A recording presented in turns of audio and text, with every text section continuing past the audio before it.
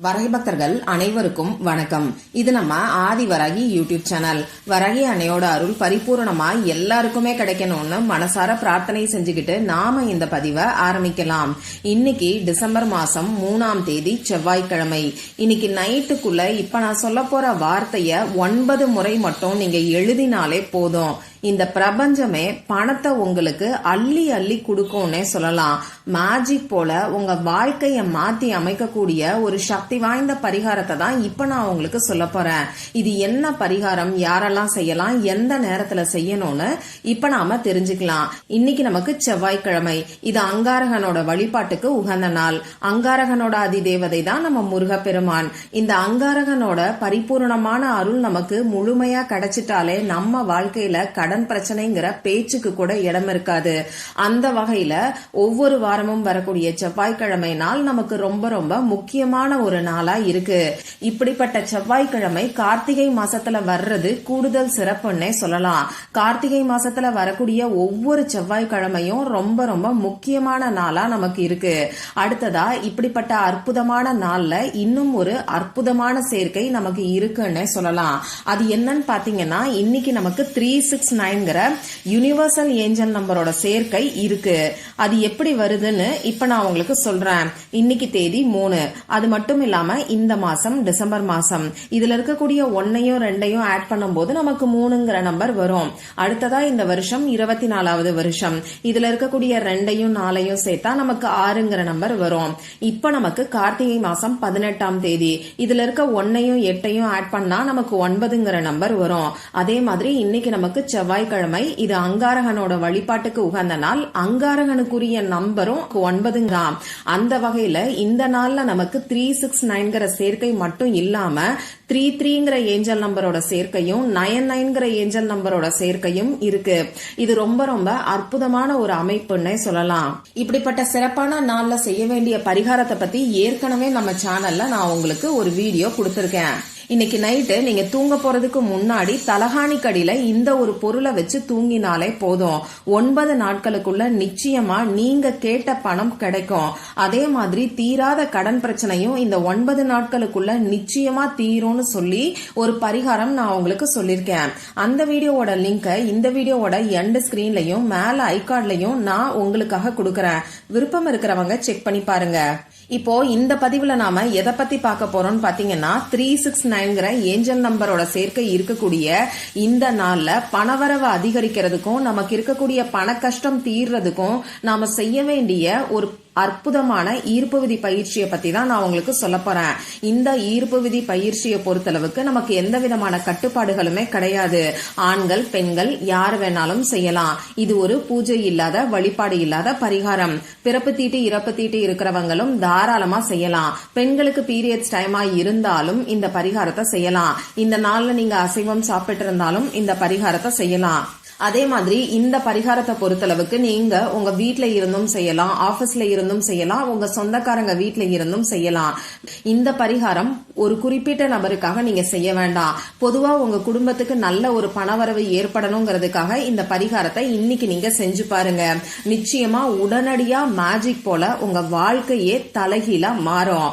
சரி, இந்த பரிகாரத்தை யாரெல்லாம் செய்யலாம்னு கேட்டீங்கன்னா, எல்லாருமே செய்யலாம். பண கஷ்டம் இருக்கிறவங்க எல்லாரும் செய்யலாம். வீண் விரைய செலவுகள் குறையறதுக்கு, கடன் பிரச்சனை தீர்றதுக்கு, கொடுத்த பணம் திரும்பி வர்றதுக்காகவும் இந்த பரிகாரத்தை நீங்க செய்யலாம்.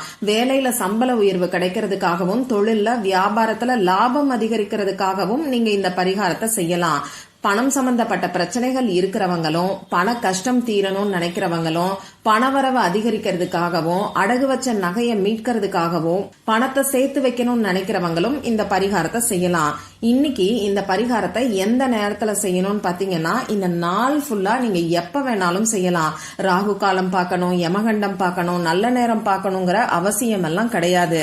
நீங்க எப்ப ஃப்ரீயா ரிலாக்ஸ்டா இருக்கீங்களோ அப்ப இந்த பரிகாரத்தை செய்யுங்க. இப்ப நான் உங்களுக்கு ஒரு பவர்ஃபுல்லான அஃபர்மேஷன் கொடுக்க போறேன். இந்த அஃபர்மேஷனை நீங்க 9 முறை எழுதணும். 3 முறை இன்னைக்கு எழுதணும். அதாவது ஃபர்ஸ்ட் ஒரு டைம் இந்த அஃபர்மேஷனை 9 டைம்ஸ் எழுதிட்டு கொஞ்சம் கேப் விட்டு திரும்பியும் இன்னொரு 9 முறை எழுதணும். அடுத்ததா கொஞ்சம் கேப் விட்டு இன்னொரு 9 முறை எழுதணும். ஒரே அஃபர்மேஷன் 9 முறை எழுத போறீங்க. 3 டைம்ஸ் இந்த நாள்ல நீங்க எழுதணும். இப்ப இந்த பரிகாரத்துக்கு தேவையான பொருள் என்னன்னு பாத்தீங்கன்னா, கோடு போட்ட பேப்பர், கோடு போடாத பேப்பர் எதை வேணாலும் நீங்க எடுத்துக்கலாம். அதே மாதிரி எழுதுறதுக்கு பேனா, sketch pen, marker, glitter pen இதுல ஏதாவது ஒண்ணு நமக்கு தேவைப்படும். ரெட் கலர்ல இங்கு வரக்கூடிய பேனாவை நீங்க யூஸ் பண்ணிக்கோங்க. கட்டாயமா ரெட் கலரை பயன்படுத்துறது நல்ல ரிசல்ட்டை உங்களுக்கு கொடுக்கும். ஏன்னா இந்த சிகப்பு நிறம் அங்காரகனுக்கு உகந்தது. அது மட்டும் இல்லாம இந்த சிகப்பு நிறம் நம்ம மேனிஃபெஸ்டேஷனை வேகப்படுத்தி கொடுக்கும். அதனால இந்த நாள்ல சிகப்பு நிறத்தை பயன்படுத்தும் போது உங்களுக்கு கை மேல பலன் நிச்சயமா கிடைக்கும். இப்போ ரெட் கலர்ல இங்கு வரக்கூடிய பேனா உங்ககிட்ட இல்லைன்னா என்ன பண்ணலாம்னு பாத்தீங்கன்னா, கிரீன் கலர் அப்படி இல்லைன்னா ப்ளூ கலர்ல இங்கு வரக்கூடிய பேனாவை பயன்படுத்திக்கோங்க. இப்போ முதல்ல அமைதியான ஒரு இடத்துல முகம் கை காலை கழுவிட்டு வந்து உட்கார்ந்துக்கோங்க. உங்க மூச்சா நல்லா ஆழமா உள்ள இழுத்து வெளியில விடுங்க. இந்த மாதிரி 3 முறை செய்யும் போது உங்க மனசு கொஞ்சம் ரிலாக்ஸா இருக்கும். முதல்ல உங்க குலதெய்வத்துக்கிட்டையும் செவ்வாய் பகவான் கிட்டையும் முருகப்பெருமான் கிட்டையும் மனசுருகி உங்களுக்கு பணவரவு அதிகரிக்கணும்னு சொல்லி பிரார்த்தனை செஞ்சுக்கோங்க. பண கஷ்டத்தை எல்லாம் சொல்லி பிரார்த்தனை செய்ய வேண்டாம். பணவரவு அதிகரிச்சுட்டாலே பணம் சம்பந்தப்பட்ட பிரச்சனைகள் எல்லாமே உங்களுக்கு படிப்படியா குறைய ஆரம்பிச்சிரும். சரி, பிரார்த்தனை செஞ்சதுக்கு அப்புறமா இப்ப 1ல இருந்து 9 வரைக்கும் அந்த பேப்பர்ல கவுண்டிங்காக நீங்க நம்பர் போட்டு வச்சுக்கோங்க. இப்படி நம்பர் போட்டதுக்கு அப்புறமா இப்ப நான் ஸ்கிரீன்ல கொடுத்திருக்கக்கூடிய அஃபர்மேஷன்ஸ 9 முறை நீங்க எழுதுங்க. அந்த அஃபர்மேஷன் என்னங்கறத இப்ப நானும் உங்களுக்கு சொல்லி காமிக்கிறேன். The universe supports my financial goals and I am victorious over all changes. அடுத்த லைன்ல தேங்க்யூ 369 இப்படி எழுதிக்கோங்க. அஃபர்மேஷன் ஒரு லைன்லயும் தேங்க்யூ 369 ரெண்டாவது லைன்லயும் நீங்க எழுதிக்கோங்க. இப்ப நான் கொடுத்திருக்கக்கூடிய அஃபர்மேஷன் நீங்க கேபிட்டல் லெட்டர்லயும் எழுதலாம், ஸ்மால் லெட்டர்லயும் எழுதலாம். இப்படி 9 முறை எழுதினதுக்கு அப்புறமா இந்த அஃபர்மேஷன்ல 3வது முறை எழுதியிருக்கீங்க இல்லையா, அத அண்டர்லைன் பண்ணிக்கோங்க. அதாவது நீங்க எழுதின அஃபர்மேஷன்ஸ்க்கு கீழே ஒரு கோடு போட்டுக்கோங்க. திரும்பியும் 6வது முறை எழுதியிருக்கீங்க இல்லையா, அதுலயும் ஒரு கோடு போட்டுக்கோங்க. 9வது முறை எழுதியிருக்கீங்க இல்லையா, அதுலயும் ஒரு கோடு போட்டுக்கோங்க. இன்னைக்கு 369 சேர்க்கை இருக்கு. அதனால நீங்க அஃபர்மேஷன் எழுதி இருக்கிறதுல 3வது முறை நீங்க எழுதியிருக்கக்கூடிய அஃபர்மேஷன், 6வது முறை எழுதியிருக்கக்கூடிய அஃபர்மேஷன், 9வது முறை எழுதியிருக்கக்கூடிய அஃபர்மேஷனை அண்டர்லைன் பண்ணிக்கோங்க. இவ்வளவுதான் நீங்க செய்ய வேண்டியது. இதுக்கப்புறமா இந்த பேப்பரை உங்க கையில வச்சுக்கிட்டு, அதாவது இந்த பேப்பரை மடிச்சு இடது கையில வச்சு வலது கையால மூடிக்கிட்டு இந்த பிரபஞ்சத்துக்கிட்ட உங்களுக்கு பணவரவு அதிகரிக்கணும்னு சொல்லி பிரார்த்தனை செஞ்சுக்கோங்க.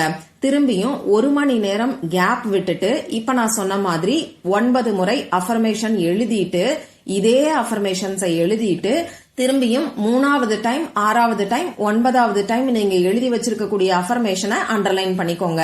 திரும்பியும் 1 மணி நேரம் கேப் விட்டுட்டு 3வது முறை இப்ப நான் சொன்ன மாதிரி எழுதிக்கோங்க. இதுல நீங்க கவனிக்க வேண்டிய விஷயம், குறைஞ்சது 1 மணி நேரமாவது கேப் விடுறது நல்லது. சப்போஸ் இந்த வீடியோவை லேட்டா தான் பாக்குறீங்க, நைட்டு 11 மணிக்கு தான் பாக்குறீங்க அப்படின்னா என்ன பண்ணலாம்னு கேட்டீங்கன்னா, ஃபர்ஸ்ட் டைம் அஃபர்மேஷன் நான் சொன்ன மாதிரி எழுதிட்டு ஒரு 10 நிமிஷமாவது கேப் விட்டுட்டு 2வது முறை அஃபர்மேஷன் எழுதுங்க. திரும்பி ஒரு 10 நிமிஷம் கேப் விட்டு 3வது முறை அஃபர்மேஷன் எழுதுங்க.